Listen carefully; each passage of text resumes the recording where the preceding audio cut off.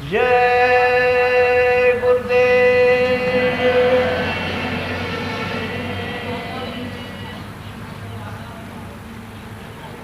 जय गुरुदेव।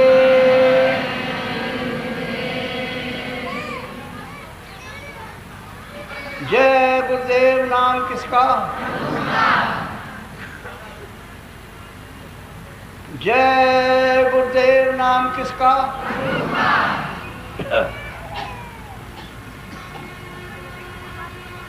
लगाओ मेरी नैया सतगुरु पार, लगाओ मेरी नैया।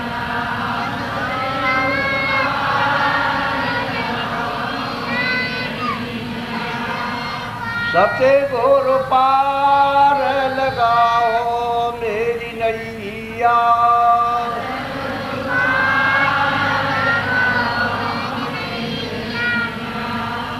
मैं बही जाती जगधार में,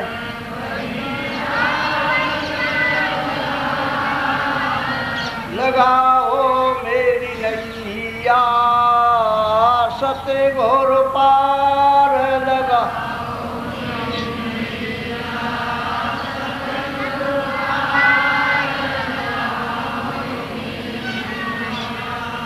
तुम बिन नाही को करियार, तुम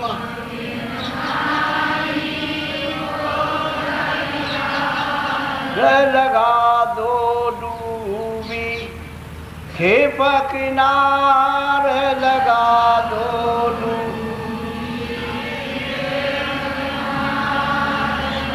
लगाओ मेरी नैया सतगुरु पार,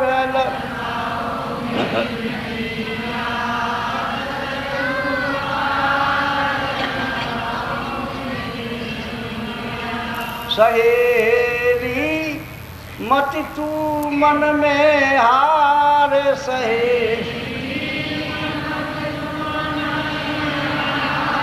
रे दिखाऊं जग का वार और पार, दिखा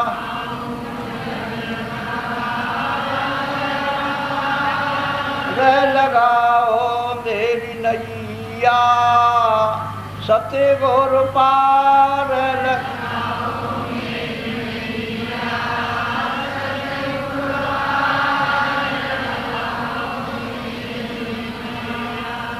चढ़ाऊं सूरत उलटी धार,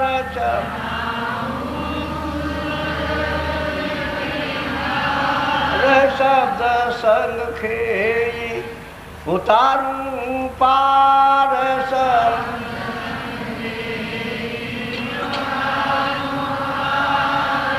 लगाओ मेरी नैया सतगुरु पार,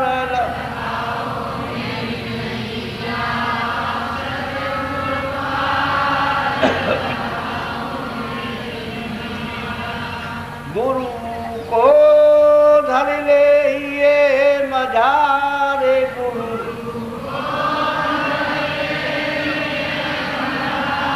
हरे नाम धुन घट में सुने झनकार, नाम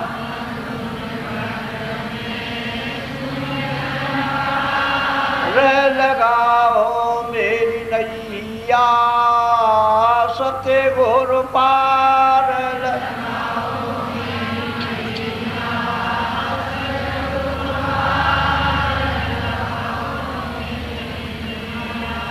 तरंगे उठती बारंबार,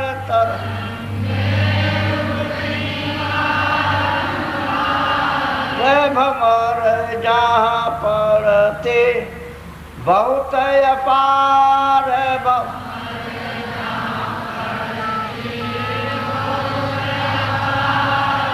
लगाओ मेरी नैया सतगुरु पार,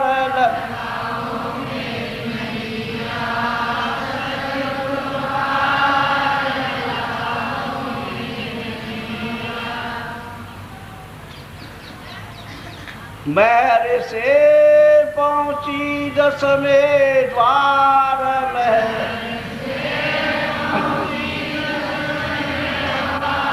अरे सते गोरु दीना बार उतारे सते,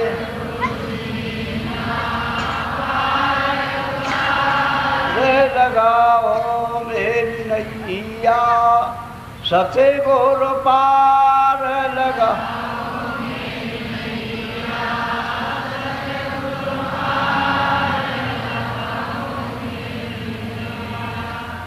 जय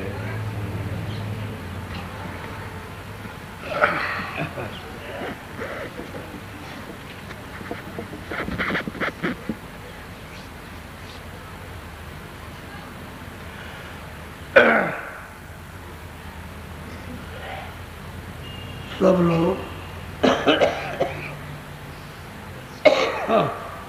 जितने भी जीव जन और जितने भी मनुष्य हैं वो सब ये चाहते हैं कि हमको सबको आनंद मिले,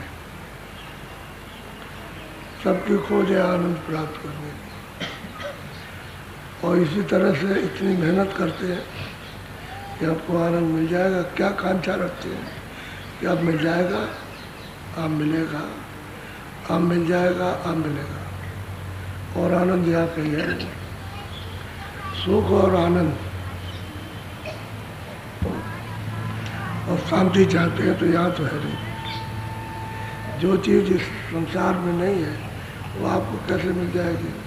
तो मनुष्य शरीर अनमोल है, एक किराए का मकान है, थोड़े दिन के लिए उसने दिया और जैसे ही पूरा होगा मकान अपना लेगा, आपको निकाल बाहर कर देगा। ये सब सामान सब पड़ा रहेगा, कोई भी आपके साथ जाने वाला नहीं और आपको आनंद मिला नहीं, सुख मिला नहीं, शांति मिला नहीं। कुछ और ढूंढ रहे हो कि हमको बच्चों से मिल जाए, हमको धन से मिल जाए, हमको खाने से मिले, हमको देखने से मिल जाए, हमको सुनने से मिल जाए, सब आनंद की खोज में। और आनंद इधर रखा हुआ, ये दोनों आँखों के ऊपर ये आनंद का कुआं है, स्रोत है। यहाँ मुड़ के आओगे तो आनंद मिलेगा, ये क्षणिक है। और इधर आओगे तो आपको अस्थायी मिलेगा। तो इधर किसी को मालूम है नहीं, कोई जानता है मनुष्य मंदिर में कोई मालिक के उस प्रभु के पाने का यानी खुदा के पास पहुँचने का कोई रास्ता है, वो किसी को मालूम नहीं। जब तक वो महात्मा नहीं मिलेंगे तब तक ये रास्ता मिल नहीं सकता, किसी को नहीं मिलेगा। चाहे वो देसी हो, चाहे बाहर के कोई भी, चाहे पढ़े लिखे हो, चाहे अनपढ़ हो, लेकिन ये कि रास्ता तो तुम्हारे पास ही सकते। तुम्हारे पास आँख है, दो आँखें बाहर, दो कान बाहर और दो नाक के सुराख बाहर और एक आँख अंदर, एक कान अंदर और एक नाक है। ये आपके पास में पहले से, जब से आप मालिक के यहाँ से आए हो तब से ये सब चीज़ें आपके पास हैं। लेकिन यहाँ आकर के पर्दे में आ गए तो आपकी आँख बंद हो गई, कान बंद हो गए, नाक बंद हो गई और आप यहाँ ढूंढते हो कि हमको यहाँ अच्छी चीज़ देखने को, अच्छी चीज़ सुनने को, अच्छी चीज़ सुनने को मिल जाए। तो इस जगत में तो है नहीं, ये तो पर्दा है, ये खोल है बाहर का। जब समय पूरा होगा तो ये जीवात्मा से निकाल दी जाएगी और जब निकाल दी जाएगी तो ये खोल पड़ा रहेगा। ये छाया है, ये जो देखते हो ये उसकी छाया है। अब इसके लिए रोते हैं लोग, अफसोस करते हैं, चिंता करते हैं कि हमारा मित्र था, हमारा दोस्त था, हमारा संबंधी था, बच्चा था, पति थी, पत्नी थी, अब उसके लिए रोते हैं। लेकिन ये छाया फिर आपको मिलेगी नहीं। तो मनुष्य रूपी मंदिर में जीवात्मा बैठी है और आँखों के ऊपर है, दोनों आँखों के मध्य में, और दरवाजे पर बैठी है। इस शरीर में कहीं नहीं, इसके ऊपर बैठी हुई है, लेकिन उसका प्रकाश सारे शरीर में संचार करता है। तो शरीर चलता फिरता, बोलता, दिखता। और जब उसका प्रकाश का सिमटाव होता है तो ये हाथ पैर जवाब दे जाते हैं। ये चलते नहीं हैं, ये हाथ हिलेंगे नहीं, ये सब चीज़ें जवाब देती जाएगी। आपके पास। तो जब तक उसका संचार है तब तक, जब समय पूरा होता है तो खिंचाव हो जाता है, तो सिमटा हो जाएगा, तो सूरत ऊपर चली जाती, शरीर खोल है पड़ा रहता है। तो आप किस लिए आए थे? मालिक को प्राप्त करने के लिए। तो क्यों भूल गए कि बहुत दिन हो गए, आपको इसमें लगा दिया कि अच्छा ये बुरा है, ये पाप है, ये पुण्य है, इसमें आप करने लगे काम, इसमें आप गंदे हो गए। जब गंदगी जमा हो गई तो हृदय में ये सब गंदगी जमा हो गई, तो जीवात्मा बंद हो गई। अब अंधेरा दिखाई देता है, अंधकार। आँख बंद करो तो बिल्कुल अंधकार है, लेकिन ये सफाई हो जाए तो अंदर की आँख बरोबर खुल जाएगी। उसी को तीसरी आँख कहते हैं, उसी को शिवनित कहते हैं, उसी को दिव्य दृष्टि कहते हैं, उसी को थर्ड आई कहते हैं। नेत्र तुम्हारे पास है तो दो आँखें शरीर की, एक आँख जीवात्मा की, तो अब उसका पता नहीं है। अब महात्मा मिले तो उसकी जानकारी आपको दें और ये कहें कि भाई ऐसा करो कि मन बुद्धि चित्त को इसकी सफाई करो। यहाँ बैठे हुए हृदय, ये दिल है, ये सूरत का हार्ट है जहाँ बैठी हुई, तो इसकी सफाई कर लो तो प्रकाश हो जाएगा, रोशनी हो जाएगी, उजाला हो जाएगा। जब उजाला होगा, लाइट होगी, तो उसमें आपको दिखाई देगा, तब आपको आनंद मिलेगा। और ऊपर से आ रहा शब्द, आवाज़ आ रही, नाम आ रहा। जब नाम सुनोगे तो अमृत पीने को मिलेगा। वो तो अमृत तो सबसे मीठा है, इतनी तो कोई चीज़ मीठी है नहीं। कुछ भी खाओ या कुछ भी देखो, इतना मीठा नहीं है जितना कि अमृत मीठा। और ऊपर जाओगे तो अमृत ही अमृत है, क्योंकि जीवात्माएँ तो अमृत पीती हैं तो अमर हो जाती है, जन्म मरण से उनका छुटकारा हो जाता है। तो किराए का मकान प्रभु को पाने के लिए आपको दिया गया कि इसी में दरवाज़ा है, ये मनुष्य मंदिर है, ये जिस्मानी मस्जिद है, ये उसकी बाडी है, अरे उसका चर्च है। तो आप इसमें तो उसका दीदार दर्शन उसका करते नहीं हो, और इधर बाहर जाते हो, किसी मंदिर में जाओगे, किसी मस्जिद में, और किसी आप चर्च में जाओगे, कहोगे यहाँ ईसा मसीह रहते थे, हाँ इसमें खुदा बैठे थे, इसमें बाबा, अरे ये उसने बनाया, इसी में वो बैठा हुआ। इधर दरवाज़ा खोलो तो आप उसका दर्शन करो, तब दर्शन होगा। आँख नहीं जब तक खुलती है तब तक दर्शन नहीं। तो सब महात्माओं ने, असल में चीज़ें हैं कि महापुरुषों की वाणियाँ हम लोग नहीं समझ पाते, जो भारतवर्ष में रहते हैं। बाहर के लोग तो जानते ही नहीं साधना को, उनको ये पता ही नहीं कि साधन किसको कहते हैं। ऊपर भी कोई लोग हैं, तो ये तो मतलब मृत लोग हैं, इसके ऊपर में स्वर्ग न को वो बहिष्ठ है। अब ऊपर जाओगे तो ऊपर तो बहुत अच्छी रचना है, उसके ऊपर जाओ तो और सुंदर रचना। तो वहाँ जन्म मरण इस तरह का तो होता नहीं। जैसे अभी मर गए, जलाए गए, आपको बीमारी हो गई, रोग हो गया, आप रो रहे हो, चिल्ला रहे हो, कपड़े पहन रहे हो, खेती कर रहे हो, दुकान, ये तो वहाँ काम है नहीं, वो तो लोग हैं, दिव्य लोग। तो उनमें जाओ तो मतलब ये क्या आराम मिले आपको। लेकिन मृतलोक में तो कोई आराम नहीं, यहाँ रहते हो क्या आराम, कुछ आराम नहीं। क्या ढूंढ रहे हो यहाँ, सब जगह चारों तरफ घूमते हो तो क्या ढूंढते हो, अच्छी चीज़ मिल जाए, अच्छी, उसके देखने से आनंद मिल जाएगा। असली चीज़ छुपी हुई है आनंद की, देखो या आप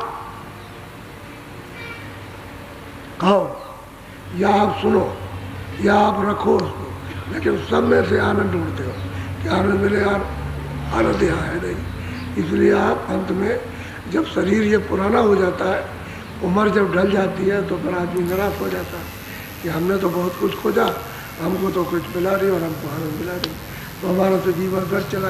फिर आप कुछ नहीं कर सकते। जवानी में तो सब कुछ कर सकते, लेकिन जब वृद्धाई अवस्था आएगी, बुढ़ापा, ओल्ड एज होगी, तो आप कुछ नहीं कर सकते। तो ये हाथ पैर सब आपको थक जाएंगे। साधन भजन जो है वो जवानी में होता है, जिन लोगों ने भी किया वो जवानी में किया। वृद्धाई में तो कृपा के ऊपर पार हुए, दया से पार हो गए, उनकी मेहर हो गई तो पार हो गए। लेकिन वैसे ज़्यादातर तादाद में सभी महात्माओं ने अपने जीवन में जवानी में साधन किया और जवानी में उसको प्राप्त किया। तो कहने का ही मतलब ये सुनो, बोलो।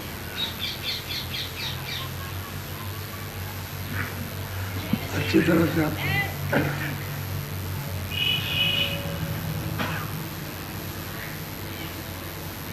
गुरु कायगम रूप में देखा, सत्य गुरु सत्य नाम सम पे। कहते भाई हमने, सेवक जो साधना करता है वो प्रेमी कहता है कि हमने गुरु का जो आगम रूप है यानी दिव्य रूप, उसको मैंने अपनी दिव्य आँख से देखा, ज्ञान चक्षु से, तीसरी आँख से हमने देखा। और सूरत मनो शरीर में जो साधन करती है, कहते हैं भाई हमने गुरु का रूप आगम देखा, ऐसा रूप यहाँ नहीं है, ये तो मानव रूप है, वहाँ तो कोई रूप, कोई शरीर तो है नहीं वहाँ। तो कहने मैंने दिव्य रूप देखा, मैंने देखा उसको। अब वो कहती है कि मैंने देखा, तो कहते किसने दिखाया? कहले वो तो गुरु की कृपा हो गई, गुरु ने दिखाया। वैसे तो मैं देख नहीं सकती थी, लेकिन उनकी दया बयार हो गई, तो उन्होंने मुझको वो अपना आगम रूप दिखाया, जिसके लिए वो यहाँ आते हैं वो दिखाया उसको। बोलो। बल सत्य अब काल पछाड़ा, कर्म काट सत्य गुरु पद। अब वो सूरत कहती है कि भाई मुझको किसका बल मिला? सतगुरु का बल। तो कुछ भी पाप पुण्य थे हमारे पाप में जो जमा थे, उनको हमने धो डाला। किसमें धोया? नाम की धार में, शब्द की धार में धोया। जब अनहद वाणी सुनने लगे तो सफाई होती है तन की, मन की, बुद्धि की और चित्त की, अंतःकरण की सफाई होती है। उसी अनहद ध्वनि को सुनकर के सूरत की सफाई होती है। उसी अनहद सुन करके पूरा का पूरा हृदय आपका निर्मल पवित्र हो जाता है, स्वच्छ हो जाता है। कहते हैं भाई मैंने कर्मों को कैसे धोया? गुरु के बल से, गुरु की कृपा से। क्यों? कि उन्होंने नाम के साथ जोड़ दिया, शब्द के साथ में जोड़ दिया सूरत को, तो मैंने साफ धो डाला।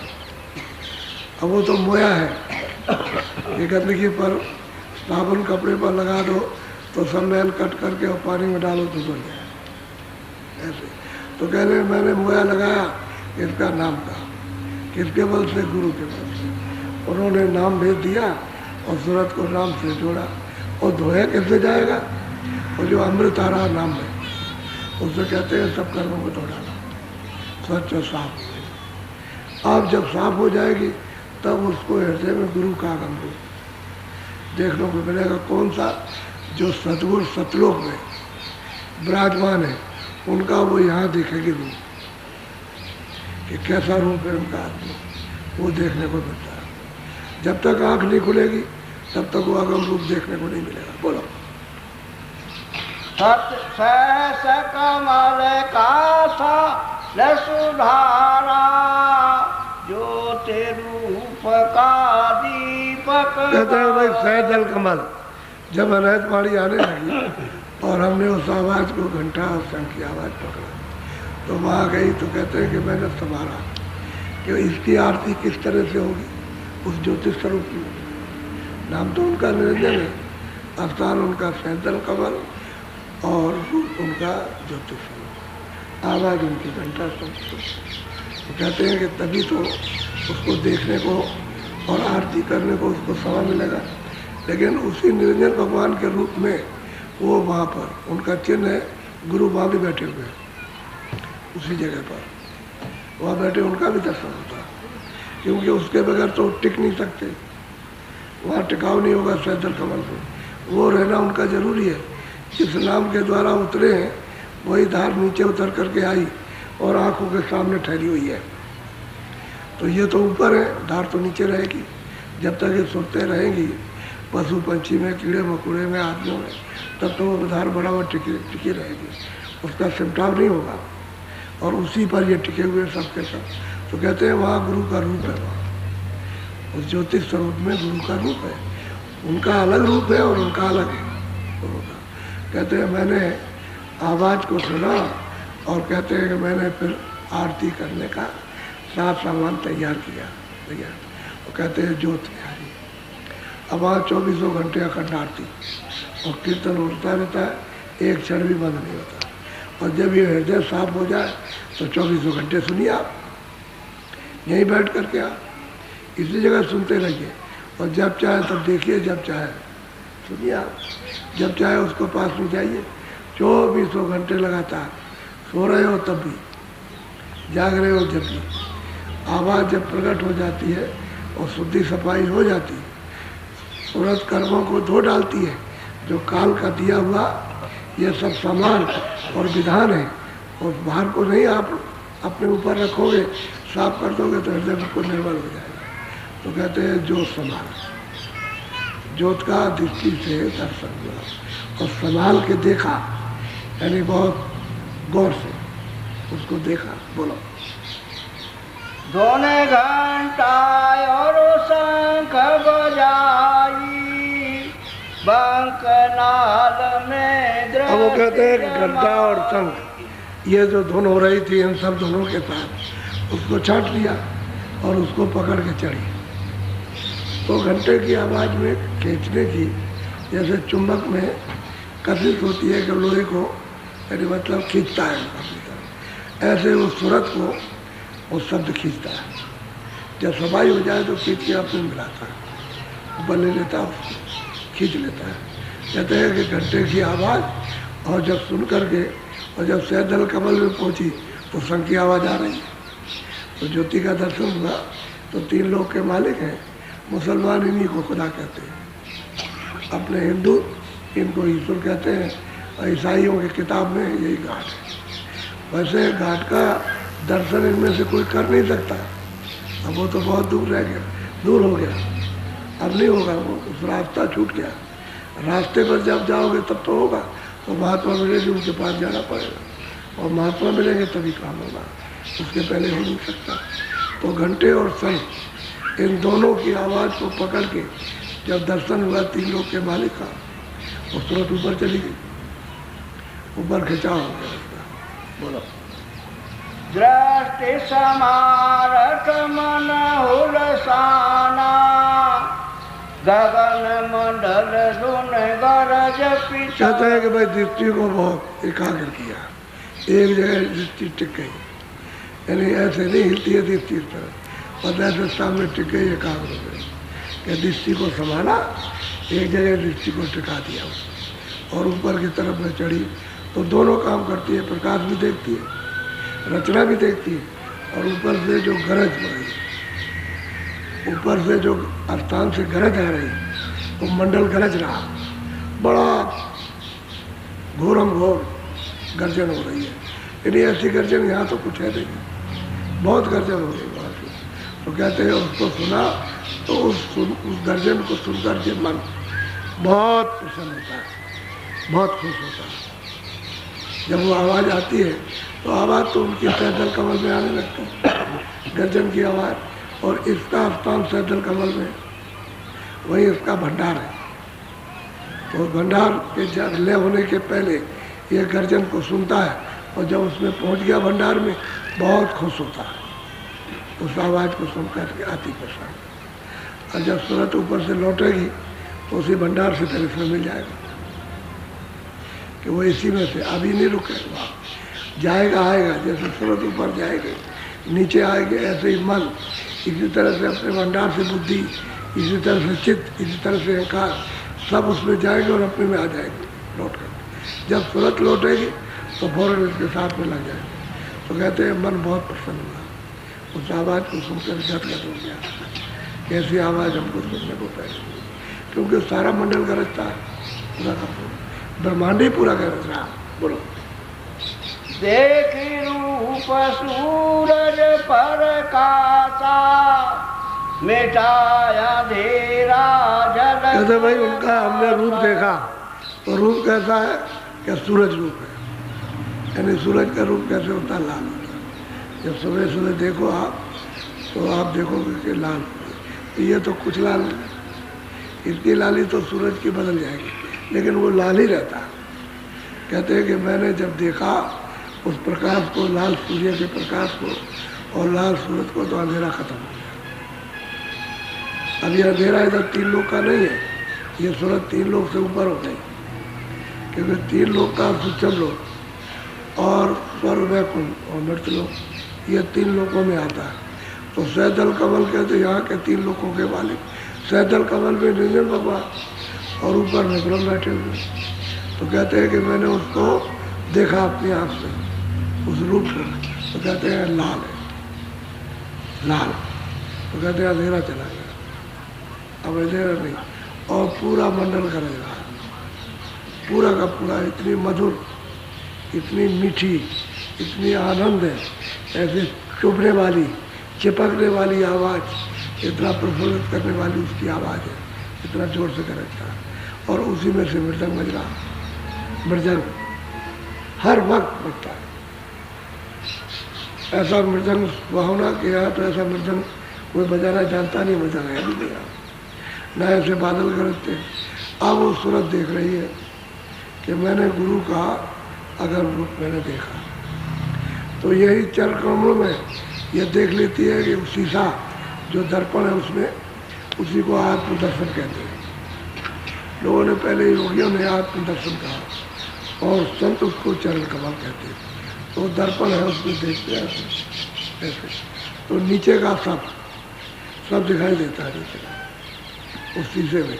और अपना वास्तविक चेहरा सूरत का है, वो उसी दर्पण में दिखाई देता है। तो तब पता चलता है कि गुरु का किस प्रकार का आगम है। तो कहते हैं अरे भाई मैंने दरवाजे पे देखा, आँख खुली, प्रकाश हुआ, उजाला, दृष्टि खुली, तो मैंने उसको देखा। अब चल रही है आगे, अब चलेगी आगे की तरफ, तो बढ़ रही है। तो जब त्रिकुटी में निकट में पहुंची तो घर चल रहा। कहते हैं जब हमने दर्शन किया उनका, तो लाल सूर्य है, और नाम उनका ओम है, आवाज़ उनकी बादलों की तरह, और मृदंग रहने का स्थान त्रिकुटी। यह है ओम का पद, इसी को ब्रह्म कहते हैं। नीचे ये निरंजन का स्थान है, सहजल कमल, इनको ईश्वर कहते हैं, इनको खुदा कहते हैं, काट कहते हैं। वह उनकी भाषा में है, वैसे ईश्वर कहते हैं। नाम इनका निरंजन है, ज्योति स्वरूप है। आपके सब पुस्तकों में आया हुआ, जो नीचे की पुस्तकें हैं जिसमें है उसमें जिक्र दिया है, लेकिन उस ज्योति का जिक्र नहीं दिया। जो नीचे 4 ज्योति और हैं उसका जिक्र दिया हुआ, उनका जिक्र नहीं आया वेदों में। उन्होंने कहा हमने नहीं देखा, जिन्होंने वेद लिखे उन्होंने कहा हमने उसको नहीं देखा, जो हमारा पिता है हमने नहीं देखा। माता को तो देखा अद्या माता शक्ति को, लेकिन उनको नहीं देखा। नीचे 4 ज्योति और हैं, उनका दर्शन किया, उसका तो इशारा किया, लेकिन जो सहजल कमल में उसका इशारा नहीं किया। और सूरत जो संतों के जरिए से, वसीले से, उनके मतलब यह है कि दया से, उनकी अनुमति से मार्ग से जाती है, तो इनका दर्शन करती है, साफ देखती है। बहुत बड़ा सहजल कमल है, कहने को तो छोटा मालूम होता है। अब आपको उसका अनुमान क्या कराए? सूरज इधर से निकलता है, इधर डूबता है, इसके लाख हिस्से कर दिए जाए तो उससे भी बड़ा उनका शरीर है, इससे भी बड़ा ये शरीर, यानी इतना बड़ा उनका शरीर। और वो सहजल कमल में बैठे हुए, तो उनकी क्या तारीफ की जाए? तारीफ करने की कोई चीज़ हो तो तारीफ की जाए, अब इशारा किया जाता है। तो अब ये कोई आदमी सोच भी नहीं सकता कि भाई उनका इतना शरीर जिसमें इतना बड़ा उनका जिस्म, तो इतनी ऊंची मंजिल पे बैठे हैं, तो उनके सामने तो ये कुछ भी नहीं। उसी बूंद का, यानी उसी बूंद की कण का ये सब पसारा है, ये जो कुछ भी है देख रहे हैं, उसी बूंद की कण का पसारा है ये। वो तो बहुत बड़ा, उसका देश तो बहुत बड़ा। बोलो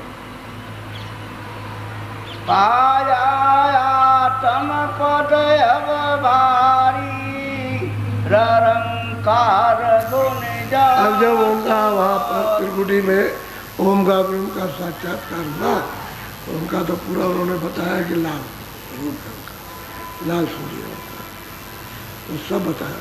कहते हैं ऊपर में है गुरुपद, उसको कहते हैं आत्मपद, गुरुपद, वो गुरुपद है। कहते हैं जब उसको हमने देखा उसको, तो फिर वहाँ से ऊपर से आवाज आ गई, रणकार पुरुष की आवाज आ गई। रामायण में ये सब लिखा, लेकिन किसी रामायण वाले से पूछा जाए जो पढ़ता सुनाता है कि तुम बताओ ये, तो वो नहीं बताया, वो नहीं समझ, क्योंकि ये तो संतों की वाणी है। रामायण जो लिखी है ऊपर का लिखा, ये संतों की वाणी है, उनकी वाणी पढ़ने लिखने वाले अपना मनोरंजन के लिए सबको जिहाद सुना दें, लेकिन वो बता नहीं सकते कि ये कहाँ पर है, उसको नहीं मालूम। तो निरंकार वो कहते हैं सो मसो इति वित्तीय अखंडा जीव शिखासु परम पिचंडा आत्म अनुभव सुस्त प्रकाशा तब भूल ब्रह्मनाशा।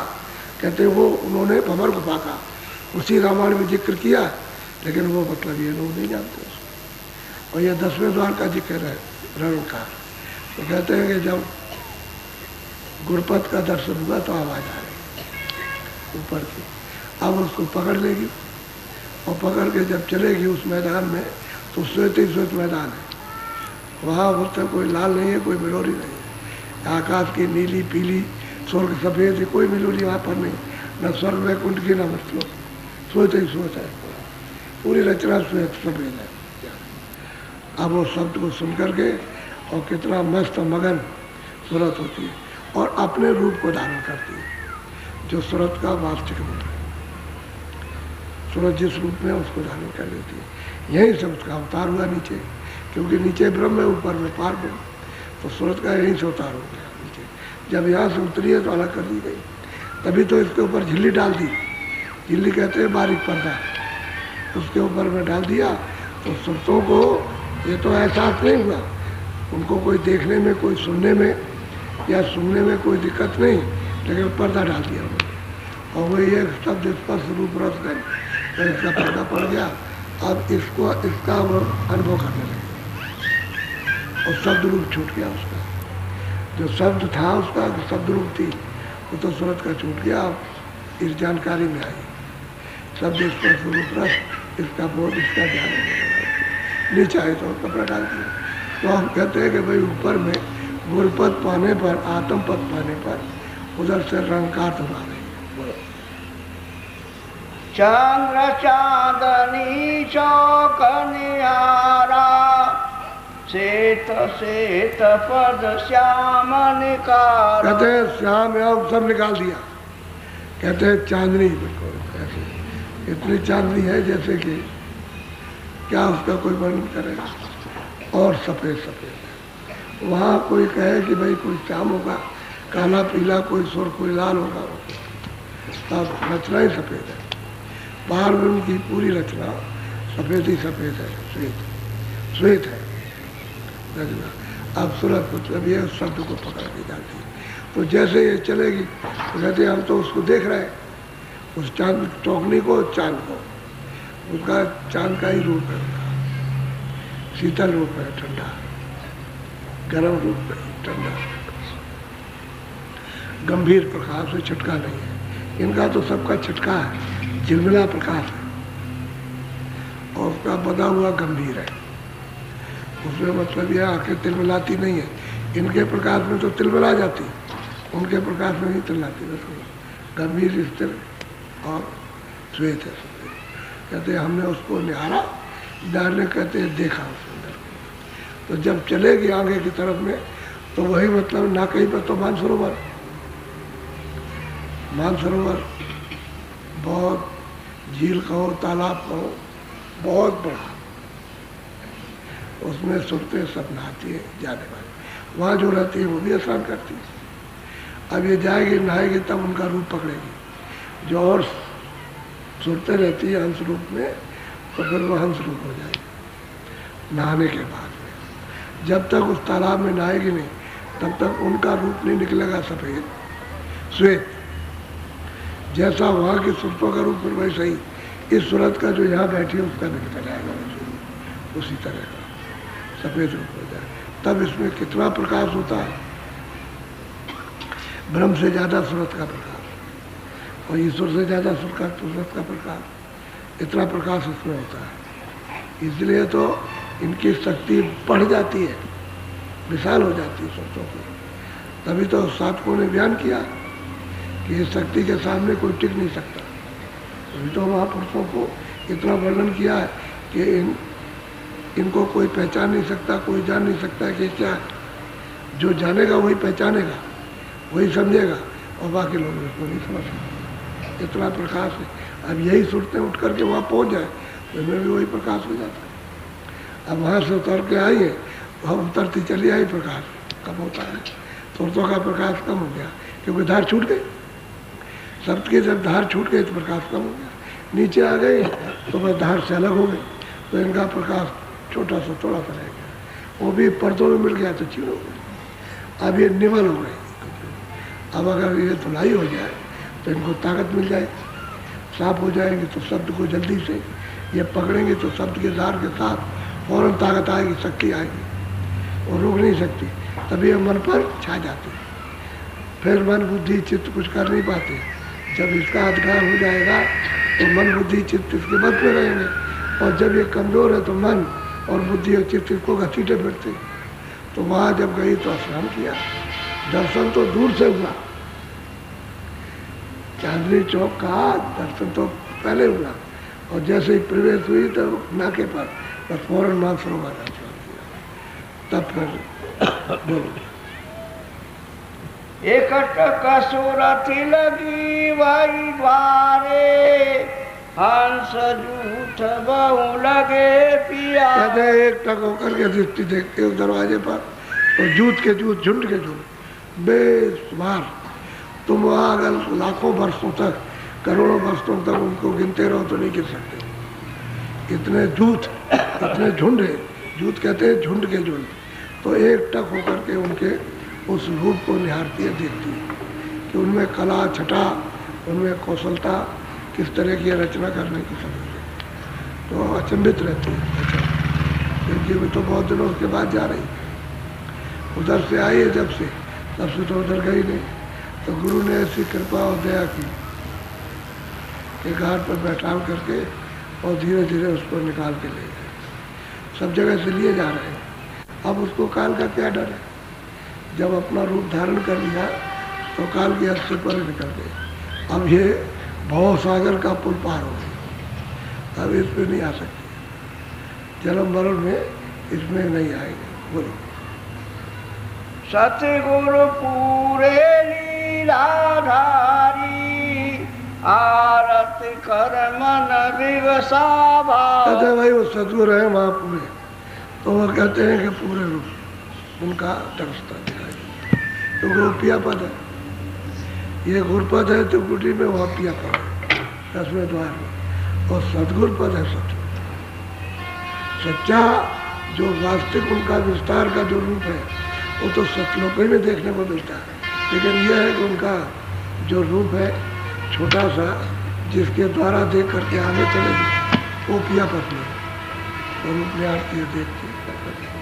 अब बल लेकर अब इस स्थान पर रचना में सूरत आगे चले पीछे, तो गुरु महाराज अगर न चले आने जाने वाले तो ये जा नहीं सकते, यही रुकी रहेगी, आगे नहीं जाए। इतना मतलब ये महा आनंद स्थान है, उसी में फंस जाएगी, नहीं जा सकते। वो जब मिल जाते हैं कि उसका उनसे प्रेम किया या, तो जब प्रेमी मिल जाएगा तो आगे चली जाएगी। हमारे साथी तो ये है जो हमको यहाँ तक ले आए, चलो आगे चले जाए। अच्छा, उनका रूप और तेज है, उनका प्रकाश और रूप और मतलब ये और भी तेज, तो फिर सूरत उसी को देखने लगती है। ये रूप उसके सामने वहाँ का फीका हो जाता तो आगे चल देती, तब छोड़ती है। जब तक रूप का दर्शन गुरु का नहीं करेगी तो आगे उसको छोड़ नहीं सकती। अब वो कहते हैं कि हमने उसको देखा, उसको भी देखा 10वें द्वार में पारब्रह्म को, उसका भी दर्शन किया, उसकी आवाज़ को सुना, वहाँ मानसरोवर में स्नान किया, जूथों में मिल गई, वहाँ के अद्भुत रूपों को देखा और खुद उस रूप की हो गई। ऐसी चढ़ाई होती है, तो धीरे धीरे धीरे धीरे धीरे धीरे उससे चढ़ती। अब इसमें लोग बैठे हैं और भी सत्संगी है, तो सबकी साधना एक थोड़ी हो जाती है। कुछ चल रहे हैं, कुछ आगे बढ़ रहे हैं, कुछ और बढ़ रहे हैं, कुछ ऐसे बढ़ रहे हैं, सबका अलग अलग। तो कहोगे एक ही साथ बैठ गए ऐसे चले जाएंगे, ऐसे नहीं, अलग अलग। कुछ कोई देख रहा, कोई चीज़ सुन रहा, कोई बढ़ रहा, समझ गए। और फिर यह है किसी को कहोगे दरवाजे पर बैठ करके तुम भजन करो, ध्यान करो, तो कोई नीचे उतरा, नीचे भाग आया क्या हमसे नहीं बैठा, तो सब तरह के लोग हैं। लेकिन धीरे धीरे लगे रहोगे, लगे रहोगे, लगे रहोगे, और बात वचन पकड़ते रहोगे, और उसका ध्यान और उस अमल जब करते रहोगे तो दरवाजे पर बैठ जाओ। तो दरवाजे पर काम होने लगता है। इस तरह से सुनते जाती हैं। तो इनको बैठा लिया, अब वो चिल्ला रही कि गुरु की क्या कृपा हुई, वो दया हो गई कि उन्हीं की दया से सब देखने को मिल रहा। और जब ये पहुंच जाएगी आगे, ये वहाँ काल पद में पहुँचेगी, वहाँ फिर सतलोक में पहुँचेगी, सब वर्णन करेगी क्या मैंने ये देखा, ये देखा। पहले किसने दिखाया? गुरु को दिखाया। गुरु की बात। कोई आदमी पूछे भाई आपको कितने रास्ता बताया, तो हम तो सीधा ही कहेंगे कोई हमको किसी मुहूर्त में थोड़ी, और गुरु मनुष्य शरीर में मिले, उन्होंने बताया रास्ता। उन्होंने कहा कि ऐसा करो इस तरह से, तो उसको किया गया। अब जो भी अपने बल से, अपनी बुद्धि से, या जो भी भाव से हो सकता है उसको किया, पूरा तो नहीं कर सकते, पूरा तो नहीं। मतलब अब उनके सामने पूरा क्या करेंगे, वो तो जब दया करेंगे तभी कुछ होगा। और तब भी है साधक अपने को ये कहता है कुछ नहीं, मैं तो कुछ नहीं हूँ, मैं तो मतलब ये सबसे छोटा और अधीन उनके, और वही सर्वशक्तिमान है, दयावान वही। तो ये है, इस तरह से ये सुनते हैं महापुरुषों के उस दया मत को लेकर, रास्ते को लेकर के, और दया की भीख मांग के चढ़ जाते हैं, उनके साथ चढ़ती जाती है, कराती है। वो तो कहीं भी साधना करें, मान लो कोई अमेरिका में रहता है, कोई चीन जापान में रहता है, कोई कहीं किसी प्रांत में रहता है, तो वहाँ उनके जाने के लिए क्या, वो कुछ नहीं है, वो तो ऊपर में बिल्कुल सामने एकदम से ये ऐसा इतना से दिखाई, ये सारा संसार इतना से दिखाई देता है ऊपर। वहाँ कहाँ जाना है, ये तो तुम्हारी ये बुद्धि है, और ये आगे वहाँ जाना है, उनको वहाँ कहाँ से जाना, वो तो वहीं से सब देखते हैं ऐसे। तो दया तो मिलेगी, कौन कर रहा, कौन नहीं करता, कौन मतलब है चढ़ रहा, किसको क्या करना, मतलब नहीं करता, तभी तो दया होती है। उनके पास खजाना नहीं होगा अपार, तो क्या देंगे वो, कुछ नहीं दे सकते। इसलिए अपने को जितना बताया, जितनी क्षमता उतना करना चाहिए, जितनी अपनी सहन शक्ति है, अपनी बुद्धि काम करती है, अपना मन काम करता है, लगे रहना चाहिए, लगे लगे लगे लगे, फिर मतलब ये ठीक से आ जाओगे, और फिर करने लगो। ऐसे सबने किया, सब तभी तो पुकारते हैं, तभी चिल्लाते हैं कि दया करो, मैर करो, हम पापी हैं, हम अधम हैं, हम इंद्रियों के विकारों में फंसे हैं, आपकी कृपा हो जाएगी। तो दोनों तरफ चिल्लाते हैं कि जो फंसे रहे वो जब निकले तो वो भी चिल्लाए, ये भी चिल्लाया, ये भी कहा कि मैं इस तरह से फंस रहा, मुझको गुरु ने निकाला, तो गुरु ने पहुँचाया। तो भाई घाट है, घट का अंतर घाट है, दोनों आँखों के ऊपर में सुरत्मा बैठी, इसी घाट से चलना है, यहीं से डोरी को पकड़ना, वो शब्द की डोरी है। यहीं बैठना सीख जाओ तो मतलब यहीं से आँख खुलेगी, यहीं से कान, यहीं से नाक खुलेगी, तो वो तो ऊपर सूंघने को मिलेगा। वहाँ तो सुगंधी है, भरपूर सुगंधी है उधर, यहाँ तो सुगंधी कुछ भी नहीं है। तो नाक रहेगी तभी तो सूखेगी, आँख रहेगी तो देखेगी, कान रहेगा तो सुनेगी, ये तीनों चीज़ें उसी में है। बाकी और कुछ नहीं, बाकी खोल है, बाकी जितना भी है सब खोल है, और खोल समझ कर उतर जाएगा तो वहाँ स्वच्छ साफ हो जाती है, तो सब दूर हो जाती है, तब उसकी महिमा तब जानने को मिलती है। जब पिया पद को प्राप्त करती है तब समझती है कितनी बड़ी महिमा। ये अकथ कहानी है, कोई कह नहीं सकता महापुरुषों की कहानी। तब वो पूर्ण रूप से सिद्धा होती है, तब वो मतलब यह है कि एकदम से निचावन हो जाती है। जब तक अगर घेरे में रहे तब तो उसको शंका रहेगी, किसी मंडल में भी जाएगी तो शंका रहेगी, क्योंकि पर्दा है, शंका रहेगी। जब निशंका हो जाएगी तब पता चलता है। ऐसी कमाई करते चलो, सत्संग सुनते चलो, लगते चलो, हमारे बैठते चलो, करते चलो, अपना इश्क, जो इश्क है उसको बढ़ाते चलो, जितना इश्क बढ़ जाएगा उतना। इश्क करोगे तो मतलब यह है कि उसी के पास पहुंचोगे जिसके लिए आपने ये उठाया, ये लगन उठाई है, आपने बिना उठी है, तो उससे इश्क कर लो। अब नहीं मिलता है, पहले तो मिलता था, अब उससे बिछुड़ गए तो तुम इसका मिल जाएगा। अब यही इसी को लगा देते, तभी तो लोग साधन भजन करने लगते और नियम से करते। तो यहीं से चलने की तैयारी करो, बाकी सब और अंधकार बखेड़ा है और सब बखेड़ा है, बस करो।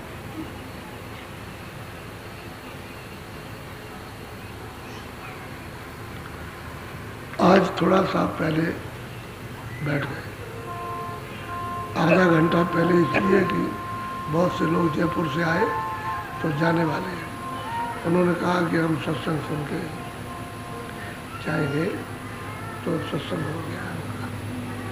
अब आप लोग जयपुर वाले उठो, वो जो बैठे हो, जो जाने वाले हो तो चले जाओ, मैं इनको भजन पे बैठाऊंगा, बाकी लोग यहाँ भजन करेंगे थोड़ा सा। उठ जाओ जयपुर के लोग जाने वाले, उठ जाओ। अच्छा, बाकी लोग भजन पे बैठ जाओ, बाकी लोग भजन पे बैठो, बैठ जाओ थोड़ा भजन पर।